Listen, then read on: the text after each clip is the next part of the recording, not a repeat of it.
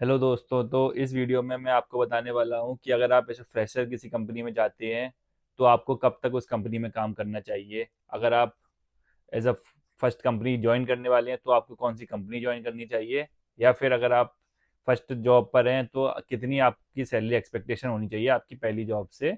और ये सारी चीज़ें मैं बता रहा हूँ एज अ सॉफ्टवेयर इंजीनियर, अगर आप किसी जॉब को लेने जाते हैं तो।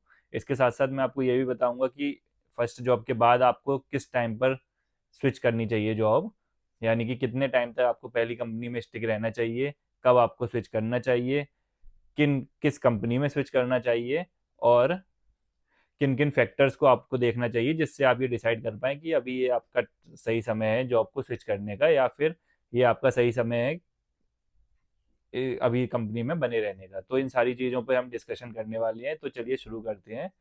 तो सबसे पहले मैं आपको बता दूं कि अगर आप ऐसे फ्रेशर ज्वाइन कर रहे हैं तो आपको जो मार्केट में ट्रेंड है, तो दो तरह की कंपनियां होती हैं। एक तो होती है सर्विस बेस्ड, एक होती है प्रोडक्ट बेस्ड। तो अगर आप सर्विस बेस्ड जो कंपनी में जाते हैं तो वहां पर आपको जो सैलरी की रेंज होती है वो होती है 3 लाख से लेके अराउंड 10 लाख तक। इस रेंज में आपको जॉब पैकेज मिल सकते हैं अगर आप किसी सर्विस बेस्ड कंपनी में जाते हैं। इसके साथ साथ अगर आप किसी प्रोडक्ट बेस्ड कंपनी में जाते हैं तो वहाँ पे रेंज थोड़ी बड़ी होती है, और होती है अराउंड 6 से लेके 15 लाख तक, 20 लाख तक। इस तरह तक की जॉब आपको एज अ फ्रेशर मिल सकती है। तो दोस्तों, जैसे अगर आप एक किसी भी कंपनी को ज्वाइन करते हैं तो एज अ फर्स्ट कंपनी आपको जिस भी कंपनी में जॉब मिल रही है आपको ज्वाइन कर लेना चाहिए। ज़्यादा अगर आपके पास एक ही ऑप्शन है तो आपको उस कंपनी को ज्वाइन करना चाहिए। और आप कितने समय तक उस कंपनी में काम करते हैं, तो चलिए मैं इस बात को आपको बता देता हूँ। तो आपकी जो भी पहली कंपनी होती है उसमें आपको थोड़ा टाइम स्पेंड करना चाहिए। आपको बहुत जल्दी कंपनी बदलने के लिए नहीं सोचना चाहिए, क्योंकि वो आपकी प्रोफाइल पर एक निगेटिव इम्पैक्ट डालती है। तो इसलिए आपको मिनिमम टू मिनिमम 2 ईयर्स तक तो उस कंपनी में आपको वर्क करना चाहिए। रीजंस ये हो सकते हैं कि अगर आपको स्विच करने का मन हो रहा है और आपको लगता है कि वहाँ पर आपको कल्चर अच्छा नहीं मिल रहा है, ठीक है, आपको अच्छा काम नहीं मिल रहा है, या फिर आपको लगता है कि आपकी जो सैलरी है वो काफ़ी कम है और compared to other people around you जो आपके आसपास है, उनके अकॉर्डिंग आपकी सैलरी अगर कम है, तो इन चीज़ों को आप नज़रअंदाज करें और उस सेम कंपनी में ही कोशिश करें कि आप मैक्सिमम टाइम तक टिके रहें, एटलीस्ट 2 साल तक के लिए। तो ये मैं इसलिए कह रहा हूँ क्योंकि इसके आपको बेनिफिट्स मिलने वाले हैं काफ़ी। तो फर्स्ट ऑफ ऑल, एक तो आपकी प्रोफाइल अच्छी होती है, आपकी जो इमेज होती है वो एक एज अ ट्रस्टेड एम्प्लॉय की होती है, जिससे कि जो सेकंड कंपनी में भी अगर आप जाते हैं ना तो वहाँ पर आपकी एक इमेज होती है कि हाँ, आप इस एक पर्टिकुलर कंपनी में इतने टाइम तक इफेक्टिवली स्टे कर सकते हैं। आपको जल्दी ऐसे स्विच करने का माइंड में आइडिया नहीं आता है, तो इसलिए ये सारी चीज़ें इम्पेक्ट डालती हैं आपकी प्रोफाइल पर। दूसरी चीज़, जब आप एकदम स्टार्टिंग में कंपनी में किसी में भी जाते हैं तो शुरुआत में प्रॉब्लम होती है 3-4 महीने में कंपनी को समझने में, उसके प्रोडक्ट्स को समझने में, काम को समझने में, इन सारी चीज़ों को समझने में टाइम भी लगता है। तो एकदम से हड़बड़ाहट में आपको पहली जॉब नहीं छोड़नी चाहिए। इंस्टेड आपको चीज़ों को समझना चाहिए, आपको उसके एनवायरनमेंट में डलना चाहिए और आपको उनके लिए एक इफेक्टिव और एक प्रोडक्टिव एम्प्लॉय बन के दिखाना चाहिए और आपको प्रूव करना चाहिए अपने आप को।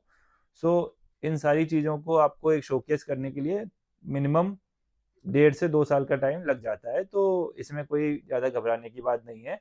तो चलिए अब मैं आपको बताता हूँ कि अगर आपने 1.5 से 2 साल कंप्लीट कर लिए हैं और आप जॉब स्विच के बारे में रेडी हैं, तो आपको किस कंपनी में जाना चाहिए। तो अगर आपकी पहली कंपनी सर्विस कंपनी थी, यानी कि सर्विस बेस्ड कंपनी थी जो क्लाइंट्स के लिए वर्क करती थी rather than their own products, तो अगर इस तरह की कंपनी में आप हैं तो आपको ट्राई करना चाहिए कि जो आपकी नेक्स्ट कंपनी हो वो एक प्रोडक्ट बेस्ड कंपनी हो, ठीक है। और सिमिलरली अगर आप प्रोडक्ट बेस्ड कंपनी में वर्क कर रहे हैं तो इधर आप स्विच ना करें, आप उस कंपनी में बने रहें। और अगर आपको स्विच करना ही है तो नेक्स्ट कंपनी भी आपकी प्रोडक्ट बेस्ड कंपनी ही हो, यानी कि जो खुद के प्रोडक्ट्स पे वर्क कर रही हो।